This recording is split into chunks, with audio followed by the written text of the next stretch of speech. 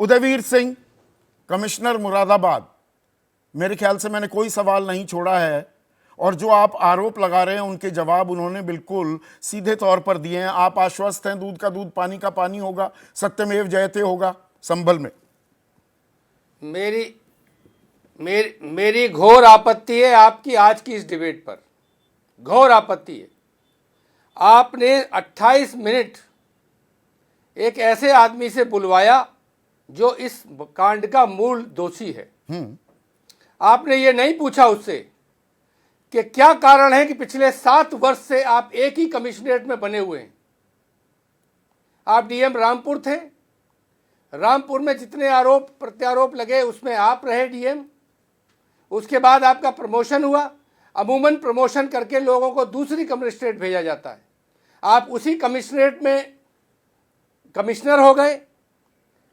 लगातार आपको नियमों के विरुद्ध भारत सरकार से उत्तर प्रदेश सरकार एक्सटेंशन दिलाती रही और आप जो डीएम की जिम्मेदारी है सर्वे कराना, जांच करना, क्योंकि जिला प्रशासन उसमें पार्टी था, लेकिन पहले दिन से कमिश्नर लीड ले रहा है, वही जवाब देता है। इससे पहले आपने अपने टीवी जर्नलिज्म के अपने कैरियर में कितनी बार कमिश्नरों को इस तरह के मुद्दे पर बिना कोई सरकारी आदेश के टीवी पर बैठ के बयान देते देखा है, कितनी बार देखा है। वो दूसरा आपने नाम लिया अनुज चौधरी, जो मुजफ्फरनगर का रहने वाला सीओ है। रामपुर में भी यही लगातार विवाद में रहा, सबको सारे लोगों पे प्रताड़ित करता रहा। तमाम तरह के पश्चिम उत्तर प्रदेश के अपराधियों के लिंक्स और बातों में उसका नाम विवादों में आता रहा। वही संभल में है, वही गवाह सबूत बना हुआ है। नेचुरल जस्टिस के जो नियम हैं वो ये कहते हैं कि पहले तो अदालत को दूसरों को नोटिस देना चाहिए था। सिर्फ 23-24 मिनट तक इस आदमी ने गुमराह किया जनता को। कहता है दूसरा पक्ष मौजूद था। अरे सर्वे करने मस्जिद पे पहुंच जाओगे तो मस्जिद के मौलवी मुतलबी तो वहां मिलेंगे ही, उन्हें कहां विदेश जाना है। सवाल यह है कि नेचुरल जस्टिस ये कहता है कि आप दूसरे पक्ष को सुने। अगर नहीं, ठीक है, आदेश कोर्ट ने दिया तो यह प्रशासन की जिम्मेदारी है कि सबको विश्वास मिले, मीटिंग करे, जनप्रतिनिधियों को बुलाए। एक तरफ कहते हैं कि हम समझ नहीं सकते कि गलियों से लोग निकल के आए, और दूसरी तरफ उससे पहले आपके ही बयान में कहा कि इससे पहले ऐसे ही वहां होता रहा है। अरे जब ऐसे ही भीड़ आती रही है वहां एनआरसी और सीए के दौरान, तो आपको तो पता था, तो फिर आप क्यों नहीं 5 कंपनी 10 कंपनी पीएससी लगा सकते थे? आप क्यों नहीं विधायक सांसदों को वहां बुला सकते थे? तो मतलब स्थानीय प्रशासन पर आपको कतई कोई भरोसा नहीं है उदयवीर? नहीं, मेरी बात अभी मैंने कोई दाएं बाएं बात नहीं की है संदीप जी। जहां बात जारी रखिए आप अपनी, मैं वहीं से जवाब दे रहा हूं। मैं आपको पूरा मेरा कहना यह है, मैं दूसरी बात कह रहा हूं। ठीक, मैं दूसरी बात कह रहा हूं। देखिए 19 को चुनाव था, 19 की रात को ही दंगा कराना चाहते थे।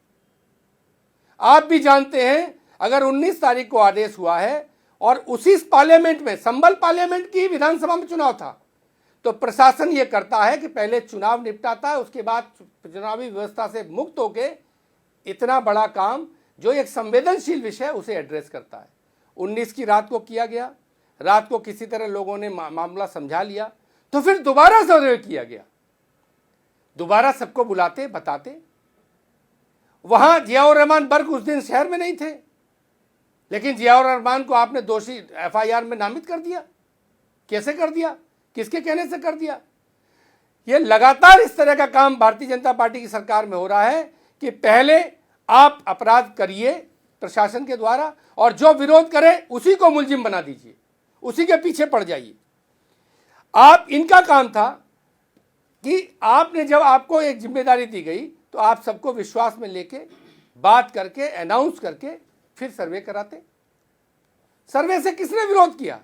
क्या सांसद ने विरोध किया? क्या विधायक ने विरोध किया? फ्राइडे को नमाज हुई, शुक्रवार को नमाज शांतिपूर्ण हुई, जिसमें सबसे बड़ा जमावड़ा होता है मुस्लिम कम्युनिटी का, और सांसद भी थे वहां। बातचीत करके सांसद शहर के बाहर चले गए। क्या सांसद को पहले से पता था कि आप अगले दिन सुबह 7 बजे आके सर्वे करेंगे? जो आप सांसद पे आरोप लगा रहे हैं कि उसने दंगा भड़का दिया। बीजेपी तो ये कह रही है कुंदरकी मुद्दा की ये है- हार से ध्यान भटकाने के लिए समाजवादी पार्टी ने कराया ये दंगा। भीड़ आ जाती है, मैंने ये इसीलिए नहीं, स्पेसिफिक हार से सवाल ध्यान पूछा क्या भटकाना? कि छोटी हार मोटी तो हो गई। सुनिए हाँ। आपके चैनल पे ऑन रिकॉर्ड कह रहा हूं, हार हो गई, हार स्वीकार हो गई। हार को लेके जो हमें कहना था हमने कह दिया।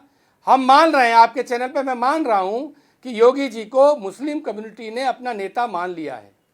अगर ये सच है, योगी जी के दावे में सच्चाई है, बीजेपी ईमानदारी से चुनाव जीती है, तो योगी जी जितने वोटों से जीते हैं उससे ज्यादा जीते इस वोटों से रामवीर जीते हैं कुंदरकी में। तो योगी जी रामवीर से बड़े नेता हैं, तो घोषणा करें कि 2027 का चुनाव कुंदरकी से योगी जी लड़ेंगे। मैं सारे आरोप वापिस ले लूंगा, अभी घोषणा कर दें कि 2027 का आम चुनाव योगी जी कुंदरकी से लड़ेंगे। मैं मान लूंगा, उनको नेता मान लिया एक है सेकंड लोगों ने। एक वो सेकंड अलग महेश विषय है, वर्मा 24 की हार एक हो गई। सेकंड उदयवीर